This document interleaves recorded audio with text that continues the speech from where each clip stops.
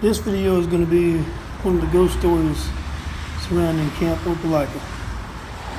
Camp Opelika was closed December 1945 and the remaining prisoners were sent to the Fort Benning, Georgia, just 35 miles away across the Chattahoochee River. The area has changed much over the years, and time has all but erased the once bustling camp that existed here. Only a few camp buildings still remain. One stands near Williamson Avenue. Weathered by time and age, most folks don't recollect or have any idea what the buildings once were. The small yellow building near Williamson Avenue sticks out like a sore thumb among the bank and other buildings. It is long and narrow with points of entry on either side and was more than likely a warehouse or shop. Over the last decade, many people have reported seeing ghostly figures inside the old warehouse building on Williamson Avenue. Some while driving by and others while peering inside the windows.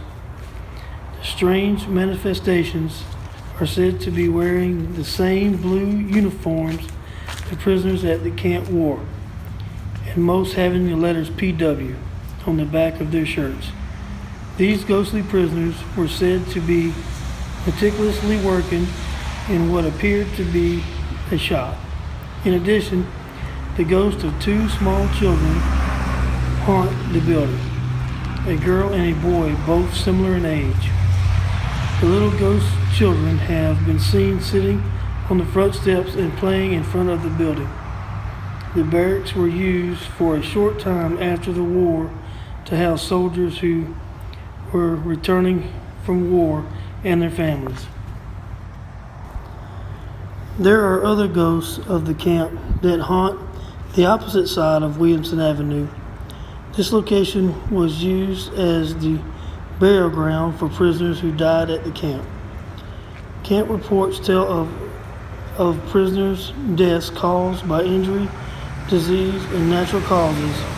It is rumored that there were at least one prisoner who died and was buried here at Camp Opelika and forgotten, thus leaving his soul to wander the property for eternity in damnation. The prisoner's ghost is not a friendly spirit. He is reported to have blonde hair set in a slick manner by means of hair oil and very pronounced jawline, tight facial features, and a well-kept mustache. He is dressed in a pewter-colored uniform with Nazi insignia, military-style boots, and a small pewter hat with a short black brim. While he appears to be a man upon first glance, it's said that his eyes glow with a deep red-orange color that seems to burn a stranger sort of chaotic fear into the person unfortunate enough to look upon him. His heavy boots are loud and solid, and the smell of sulfur accompanies his manifestations, along with an intense heat that blasts towards you as if hell had just spat him out. He seems to like inflicting pain on the living.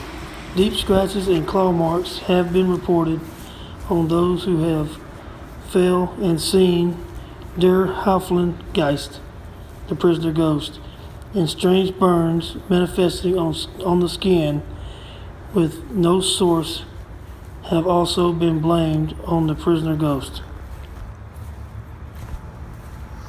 Legend has it that he was one of the troublemakers whom camp officials requested to be moved to another location due to his violent and rebellious behavior. He was involved in a physical altercation in which he injured another prisoner so severely that he permanently disfigured the man for the rest of his life.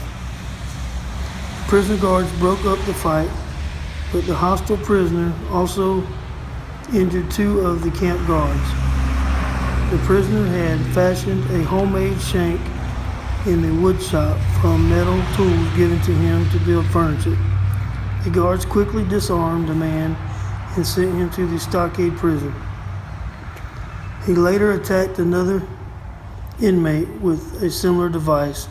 This time, however, other inmates rushed in to help the prisoner being attacked and beat the perpetrator within an inch of his life.